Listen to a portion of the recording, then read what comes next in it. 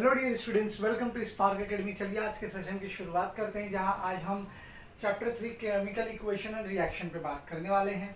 आज मैं बात करूंगा बेटा बैलेंसिंग द केमिकल इक्वेशन। किसी भी इक्वेशन को आप कैसे बैलेंस कर सकते हैं। देखिए बेटा, जैसे कि आपको पता है कि केमिकल रिएक्शन में जो एरो के लेफ्ट में होता है वो होता है आपका रिएक्टेंट, और जो एरो के राइट हैंड साइड में होगा वो होता है आपका प्रोडक्ट। तो होता क्या है बेटा, किसी भी केमिकल इक्वेशन को बैलेंस करने के लिए law of mass of conservation का आधार माना जाता है। अब law of conservation of mass क्या है, आपने पढ़ा होगा 9th स्टैंडर्ड में। Law of conservation of mass में हमें पता चलता है कि हमारा जो मास है रिएक्टेंट का वो इक्वल होना चाहिए मास ऑफ प्रोडक्ट से, यानी रिएक्टेंट का जो भी मास होगा वो प्रोडक्ट के मास से इक्वल आना चाहिए। ये law of mass of conservation कहता है। तो उसी की मदद से हमें क्या करना है कि केमिकल इक्वेशन को बैलेंस करना है।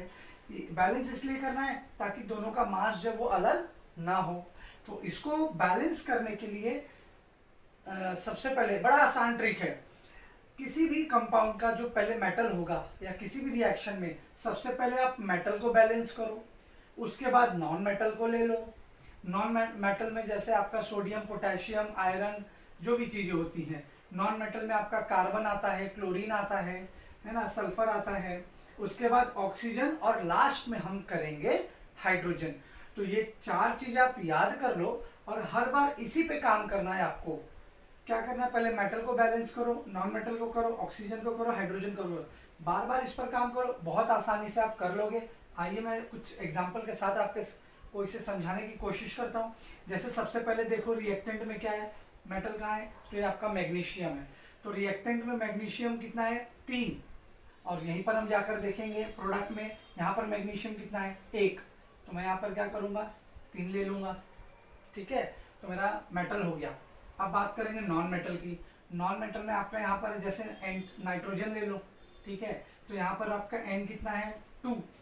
यहाँ पर आपका N कितना है, 1। ठीक है, तो यहाँ पर मैं क्या करूँगा, N को 2 ले लूँगा और फिर दोबारा बेटा मेटल में जाऊँगा। ये चीज़ आपको ध्यान रखनी है। ये नहीं कि सर ने बोल दिया metal, non metal, oxygen, hydrogen कर दो, हो गया काम। नहीं, आप जब जब नंबरिंग करेंगे आपको बार बार पीछे जाकर एक बार चेक करते रहना है, कहीं मेटल का तो बैलेंस नहीं बिगड़ गया। जैसे जब मैंने नॉन मेटल को बैलेंस किया, यहाँ पे नाइट्रोजन 2 हो गया, यहाँ पे भी नाइट्रोजन 2 है। अब मैं वापस से जाके मेटल को एक बार चेक करूंगा, यहाँ पे मैग्नीशियम 3 है, यहाँ पर भी 3 है, तो कोई भी अब तक चेंजेस नहीं आए हैं। अब आऊंगा ऑक्सीजन की तरफ। अब यहाँ पर मेरे रिएक्टेंट में ऑक्सीजन कितना है, 1। यहाँ पर कितना ऑक्सीजन है, OH ग्रुप का मतलब होता है कि यहाँ पे जो OH है वो 2 बार है, यानी 2 बार ऑक्सीजन हो गया, प्लस ये भी तो 3 मैटर करता है। सो 2 3 6, यानी कि यहाँ पर ऑक्सीजन मिला मुझे 6। यहाँ 6 ऑक्सीजन है और यहाँ मेरे पास ऑक्सीजन कितना है, सिर्फ 1। तो मैं क्या करूँगा, यहाँ पर 6 ले लूँगा। तो यहाँ पर भी देखो रिएक्टेंट में कितना हो गया, 6 ऑक्सीजन, प्रोडक्ट में भी है मेरा टोटल 6 ऑक्सीजन। फाइन। अब क्या करेंगे, वापस से मेटल पे जाएंगे, देखेंगे कहीं मेटल तो डिसबैलेंस नहीं हो गया। अब यहाँ पे मेटल आपका 3 है, यहाँ पर मेटल 3 है, ठीक है, मेटल वैसी है। नॉन मेटल देख लो, यहाँ पर नाइट्रोजन 2 है, यहाँ पर भी नाइट्रोजन 2 है, नॉन मेटल भी डिस्टर्ब नहीं हुआ। अब बात करेंगे ऑक्सीजन की। ऑक्सीजन कितना है, 6O, यानी 6 ऑक्सीजन यहाँ है और 2 3 6 ऑक्सीजन मेरे प्रोडक्ट में भी है। अब आएंगे हाइड्रोजन पे लास्ट। यहाँ पे हाइड्रोजन कितना है, 2 6 12 हाइड्रोजन, और यहाँ पर हाइड्रोजन कितना है देख लो, यहाँ पर 2 3 6 हाइड्रोजन यहाँ पर है, और यहाँ पर 2 3 6 और H, यानी 6 हाइड्रोजन यहाँ पर भी है। तो 6 हाइड्रोजन 12 हाइड्रोजन। तो अब आप यहाँ पर देख लो, आंखें खोल कर देख लो बेटा, आपका इक्वेशन बैलेंस हो गया है। आपका metal, non metal, oxygen, hydrogen, जितने भी एलिमेंट आपको यहाँ मिले हैं, देख बेटा कोई भी कंपाउंड ना इसी से बनता है। ठीक है, यही बैलेंस हो गया, मतलब आपका केमिकल इक्वेशन बैलेंस हो गया है। Is that clear? फिर भी अगर आपको डाउट है तो मैं इसको दूसरे एग्जाम्पल से समझाता हूँ। ओके स्टूडेंट, अब यहाँ पर आप देखो, कॉपर ऑक्साइड ले लिया है, अमोनिया के साथ रिएक्ट हो रहा है। ठीक है, अब सबसे पहले मैं क्या लूँगा, मेटल को बैलेंस करना है। यहाँ मेटल कॉपर कितना है, 1, यहाँ भी कॉपर कितना है 1, तो चलो आपका मेटल बैलेंस है। अब नॉन मेटल में आपका आ गया नाइट्रोजन आ गया, N आ गया, ठीक है। यहाँ पर N2 है, यहाँ पे N एक ही है, तो आप 2 ले लो। कभी भी ये फैक्टर यहाँ पर लेना है, ठीक है ना, जो भी फैक्टर होगा, जो भी टर्म्स मुझे कम पड़ रहे हैं वो आपको बाजू में ही लिखना है, नीचे नहीं ले लेना, फाइन। तो मेरा अब नॉन मेटल बैलेंस हो गया है, ठीक है। लेकिन अब एक बार वापस जाकर चेक करो यार, हाँ, कि कहीं मेटल तो आपका डिसबैलेंस नहीं हुआ है। तो कॉपर मेरा वही है, सेम है, कॉपर डिस्टर्ब नहीं है। नॉन मेटल भी मेरा बैलेंस हो गया, नाइट्रोजन देखो बैलेंस हो गया, N2 यहाँ भी है, N2 यहाँ भी है, 2 टाइम्स। अब बात करेंगे ऑक्सीजन की। ऑक्सीजन यहाँ पर एक है, ऑक्सीजन यहाँ पर भी एक है, वेरी गुड, चलो ऑक्सीजन भी मेरा बैलेंस हो गया। अब बात करेंगे हाइड्रोजन की। यहाँ हाइड्रोजन कितना है, 2 3 6, यहाँ पे 6 हाइड्रोजन है, ठीक है। और यहाँ पर कितना है, 2 हाइड्रोजन है, तो क्या 6 चाहिए, तो चलो मैं यहाँ पे 3 ले लेता हूँ, 2 3 6 हाइड्रोजन हो गया। लेकिन अब दोबारा चेक करना पड़ेगा फिर से, जब जब आप नंबरिंग करोगे बेटा, जो जो नंबर आप लोगे आपको दोबारा पीछे जाकर मेटल नॉन मेटल उसको चेक करते रहना पड़ेगा। अब मेटल यहाँ कॉपर 1 है, कॉपर 1 है, आपका नाइट्रोजन 2 है, यहाँ पर भी नाइट्रोजन 2 है, ऑक्सीजन क्या है आपका 1 है। लेकिन अब यहाँ पर ऑक्सीजन आपका 3 हो गया, यहाँ पर ऑक्सीजन बढ़ गया, अब यहाँ पर आपका ऑक्सीजन बढ़ गया है। तो ऐसे केस में अब आप क्या करोगे, और यहाँ पर ऑक्सीजन 1 है, यानी आपको 2 ऑक्सीजन और चाहिए। तो 2 ऑक्सीजन और लेने के लिए हम क्या करेंगे, यहाँ 2 ले लो। अब यहाँ पर कितने हो गए, I am so sorry, 3 oxygen है बेटा, 3 ऑक्सीजन, तो यहाँ पर 3 ले लो, यहाँ पर 3 ले लो। अब देखो मैंने यहाँ पर 3 ऐड कर दिया, अब यानी कि मुझे क्या करना होगा, फिर से मेटल के पास जाना होगा। अब मेटल कितना है यहाँ पे 3, प्रोडक्ट में कितना है 1, फिर डिसबैलेंस हो गया ना। तो अब मुझे यहाँ क्या करना है, बैलेंस करने के लिए अगर यहाँ 3 है तो यहाँ भी 3 कॉपर ही लेने होंगे। अब मेरा मेटल बैलेंस हो गया। नॉन मेटल में जाओ, नाइट्रोजन यहाँ पे 2 है, यहाँ पर भी 2 है, ऑक्सीजन यहाँ पर कितना है 3, ऑक्सीजन यहाँ पर भी है 3, हाइड्रोजन 2 3 6, 3 2 6। तो इस तरीके से मेरा केमिकल इक्वेशन बैलेंस हो गया। आप चाहो तो एक और एग्जांपल से आपको समझा सकता हूं। यहाँ पर देखो कार्बन हाइड्रोजन ऑक्सीजन आपके रिएक्टेंट पर है, और यानी इसमें कि मेटल कहीं नहीं है, कहने का मतलब ये है कि इसमें मेटल कहीं भी नहीं दिया, तो आपको घबराना नहीं है। नॉन मेटल से शुरू करेंगे, यानी कि कार्बन से। यहाँ कार्बन कितना है 2, यहाँ कार्बन कितना है 1, तो ले लो 2, बन गया आपका नॉन मेटल बैलेंस हो गया। अब आएंगे ऑक्सीजन पे।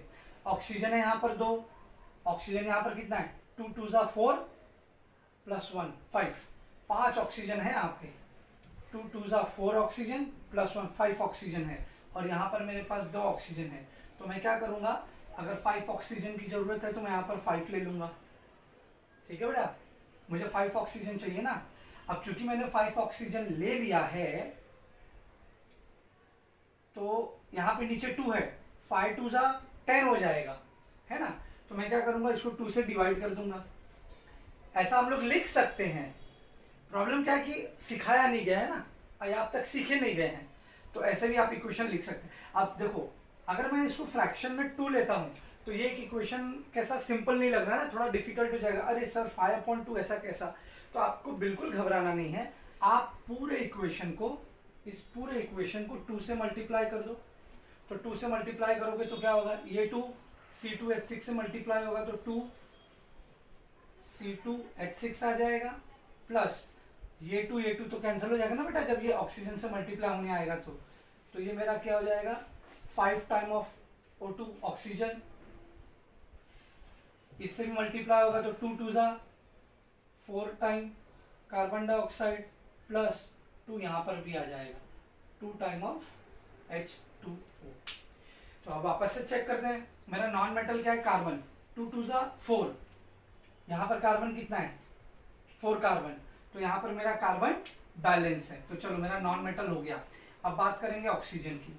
ऑक्सीजन कितना है 5 2 10, यहाँ पर देखो 4 2 8, 8 ऑक्सीजन हो गया, प्लस 2 ऑक्सीजन यहाँ भी है, सो 4 2 8 प्लस 2, 4 2 8 प्लस 2 ऑक्सीजन 10 ऑक्सीजन, तो प्रोडक्ट में भी 10 है, रिएक्टेंट में भी 10 है, ऑक्सीजन भी हो गया। Coming to the hydrogen, hydrogen कितना है 2 6 12, 12 हाइड्रोजन है आपका यहाँ पर। प्रोडक्ट में कितना है 2 2 जा 4, सिर्फ 4 हाइड्रोजन है बेटा। तो मुझे कमी कितने की है 8 और चाहिए। तो मैं यहाँ पर क्या कर सकता हूँ 2 की जगह मैं यहाँ पर 6 ले लेता हूँ, 6 हाइड्रोजन। तो 6 2 जा 12 हाइड्रोजन हो जाएगा, बैलेंस हो गया ना हाइड्रोजन। लेकिन जब हाइड्रोजन बैलेंस किए तो एक बार वापस से पीछे जाके देखो कि बाकी तो डिस्टर्ब नहीं हुआ। तो आ जाओ नॉन मेटल पे, आ जाओ नॉन मेटल पे। नॉन मेटल यानी कार्बन, कार्बन कितना है 2 2 जा 4, यहाँ पर भी 4 कार्बन, चलो कार्बन बैलेंस है। अब आते हैं ऑक्सीजन पे, ऑक्सीजन 5 2 जा 10 है, यहाँ पर 4 2 जा 8 ऑक्सीजन प्लस 6, 4 2 जा 8 ऑक्सीजन है प्लस 6 ऑक्सीजन है। तो 8 प्लस 6 कितना हुआ, 8 प्लस 6 होता है 14 ऑक्सीजन। अब आपको 14 ऑक्सीजन चाहिए, आपको 14 ऑक्सीजन चाहिए। कैसे मिलेगा 14 ऑक्सीजन, ये तो प्रोडक्ट में 14 ऑक्सीजन है, रिएक्टेंट में 14 कहाँ से मिलेगा, यहाँ 2 है ऑलरेडी बेटा। तो 5 की जगह मैं यहाँ पर 7 ले लूंगा, 7 2 जा 14, तो आपका ऑक्सीजन भी बैलेंस हो गया। अब बचा हाइड्रोजन, आ जाओ हाइड्रोजन पे।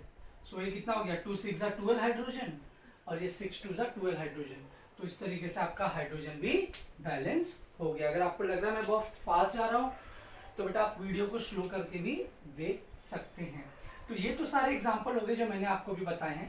अब मैं आपके कुछ टेक्सचुअल एग्जाम्पल पे आपके साथ डिस्कस करूंगा और उसको कैसे लिखेंगे टेबुलर फॉर्म में वो भी सिखाऊंगा। एक्ट करते हैं और इक्वेशन को बैलेंस करते हैं। जैसे यहाँ पर देखो मैंने ले लिया है नेम ऑफ द एलिमेंट्स और रिएक्टेंट में जिसके एटम्स हैं वो यहाँ पर लिखे हैं और प्रोडक्ट में जिसका जितना एटम है वो मैंने इस टेबल में लिखा है। जैसे सोडियम का देखो रिएक्टेंट में 1 एटम है, प्रोडक्ट में 2 है, तो 1 और प्रोडक्ट वाले में 2। ऑक्सीजन यहाँ पर 1, यहाँ पे 4, टोटल 5, ठीक है। प्रोडक्ट में यहाँ 4 ऑक्सीजन है, यहाँ पर 1 है, तो 5 ऑक्सीजन। हाइड्रोजन कितना है 3, यहाँ पर 1 और यहाँ पर 2, कुल मिलाकर 3। प्रोडक्ट में 2 हाइड्रोजन है तो सिर्फ 2। सल्फर यहाँ भी 1 है, सल्फर यहाँ भी 1 है। तो चलिए एक एक करके शुरू करते हैं। पहले हम किसे करेंगे, मेटल को बैलेंस करेंगे। तो आइए मेटल को बैलेंस करते हैं। देखो सोडियम यहाँ पर 1 है, मुझे सिर्फ सोडियम को 2 से मल्टीप्लाई कर देना, बैलेंस हो जाएगा। 2 1 जा 2, यानी रिएक्टेंट में मुझे 2 लेना था। रिएक्टेंट में 2 सोडियम मुझे लेने थे, तो यहाँ पर मैंने ले लिया 2 सोडियम्स इन अ रिएक्टेंट। तो जैसे ही मैंने यहाँ पर 2 सोडियम ले लिया तो बाकी देखते हैं अब सबके एटम कैसे हो जाएंगे। देखो अब यहाँ पर सोडियम 2 आ गया, ठीक है मैं इसे मिटा दे रहा हूँ। हालांकि आपको एक दूसरा टेबल बनाना है नए फॉर्म में, मेरा चेंज हो जाएगा। रिएक्टेंट में 2 सोडियम है, प्रोडक्ट में 2 सोडियम है, चलो सोडियम मेरा बैलेंस हो गया। अब यहाँ पे ऑक्सीजन 2 है और यहाँ पे 4, कुल मिलाकर अब ऑक्सीजन यहाँ पे देखो चेंज हो गया। ये नया टेबल आप बनाइएगा। हाइड्रोजन यहाँ पर 2 है, यहाँ पर 2 है, कुल मिलाकर हाइड्रोजन कितना हो गया 4। सल्फर 1 यहाँ भी है, सल्फर हाँ सल्फर 1 यहाँ भी है। प्रोडक्ट में जाइए, यहाँ पर प्रोडक्ट में ऑक्सीजन कितना है, प्रोडक्ट में तो बेटा कोई चेंजेस ही नहीं हुआ है ना, तो वो तो एज इट इज रहने वाला है। अब आप क्या करेंगे, अगला क्या है सल्फर, मेटल हो गया ना बेटा सोडियम। अब नॉन मेटल सल्फर, वो ऑलरेडी बैलेंस है तो टच नहीं करना है। बढ़ जाओ आगे, किसके तरफ ऑक्सीजन। ऑक्सीजन यहाँ पर 6 है, प्रोडक्ट में 5 है, तो आपको इसको बैलेंस करना होगा। कैसे आप इससे 5 कर लोगे, देखो 4 ऑक्सीजन यहाँ पर है, 1 ऑक्सीजन यहाँ पर है, 5, और मुझे चाहिए 6 ऑक्सीजन क्योंकि यहाँ पर 4 और ये 2 ऑक्सीजन, टोटल 6 ऑक्सीजन यहाँ पर है। तो अगर हाइड्रोजन को अगर पहले बैलेंस कर सकते हैं तो कर दो, हो सकता है कि उससे ऑक्सीजन भी बैलेंस हो जाए, ठीक है। तो मान लो कि चलो मैं हाइड्रोजन बैलेंस कर लेता हूँ, मुझे पता है 2 को 2 से मल्टीप्लाई कर दूंगा तो हो जाएगा 2 2 जा 4, तो हाइड्रोजन आपका क्या हो जाएगा बैलेंस हो जाएगा। तो आपको ये 2 2 जा 4 आपने कहाँ किया प्रोडक्ट में, तो आ जाओ यहाँ पर हाइड्रोजन कहाँ है यहाँ, तो यहाँ पर 2 ले लो, 2 2 जा 4। अब यानी प्रोडक्ट में हाइड्रोजन 2 2 जा 4 है, रिएक्टेंट में भी देखो यहाँ पे 2 हाइड्रोजन है, यहाँ पे 2 हाइड्रोजन है, टोटल 4 हाइड्रोजन। यानी आपका हाइड्रोजन बैलेंस हो गया, सल्फर बैलेंस हो गया, सोडियम बैलेंस हो गया। तो अब आप एक बार चेक कर लो ना कि पूरा बैलेंस हुआ कि नहीं, क्योंकि देखो 2 हाइड्रोजन लेते ही ऑक्सीजन यहाँ पे कितना हो गया 2 हो गया ना बेटा। यानी प्रोडक्ट में आपका 1 ऑक्सीजन बढ़ गया, तो यहाँ पर ऑक्सीजन आपका हो गया 2। तो ये नया टेबल आया और नए टेबल से एक नया रिएक्शन फॉर्म्ड होगा और यहाँ पर आपका इक्वेशन बैलेंस हो गया। बहुत सिंपल है, metal, non metal, oxygen, hydrogen, बस इसी पे ध्यान देना है। और जैसे जैसे आगे बढ़ोगे चेंजेस हुआ तो फिर पीछे जाना। जैसे देखो मैंने मेटल को पहले चेंज किया, उसके बाद में नॉन मेटल की तरफ गया, और यहाँ पे नॉन मेटल मेरा ऑलरेडी बैलेंस था तो मुझे पीछे जाने की ज़रूरत ही नहीं थी। ठीक है, फिर मैं ऑक्सीजन की तरफ बढ़ गया, और oxygen some time rare case में होता है, अगर नहीं होता है तो हाइड्रोजन कर लो, और हाइड्रोजन के करते ही मेरा ऑक्सीजन ऑटोमेटिकली देखो बैलेंस हो गया। मैंने हालांकि हाइड्रोजन में 2 2 ज़ा 4 किया, तो ये मेरा ऑक्सीजन एक ऑटोमेटिकली बढ़ गया और मेरा इक्वेशन इस तरीके से बैलेंस हो गया। ओके स्टूडेंट, अगले रिएक्शन की तरफ बढ़ते हैं। देखो यहाँ पर आपको दिया है Ag that is silver. Silver को HCl के साथ रिएक्ट करने वाले हैं। तो सिल्वर का है आपका मेटल हो गया, तो पहले मैंने हर बार कहा है कि मेटल से फोकस करेंगे। तो रिएक्टेंट में सिल्वर कितना है 1, वही प्रोडक्ट में सिल्वर कितना है 1, रिएक्टेंट में हाइड्रोजन कितना है 1, और प्रोडक्ट में हाइड्रोजन कितना है 2, रिएक्टेंट में क्लोरीन कितना है 1, प्रोडक्ट में क्लोरीन है 1। तो यानी कि आपका मेटल पहले तो ऑलरेडी बैलेंस्ड है। मेटल के बाद बात करते हैं नॉन मेटल पे, वो भी बैलेंस्ड है। उसके बाद बात करते हैं हम ऑक्सीजन पे, ऑक्सीजन वाला तो है नहीं।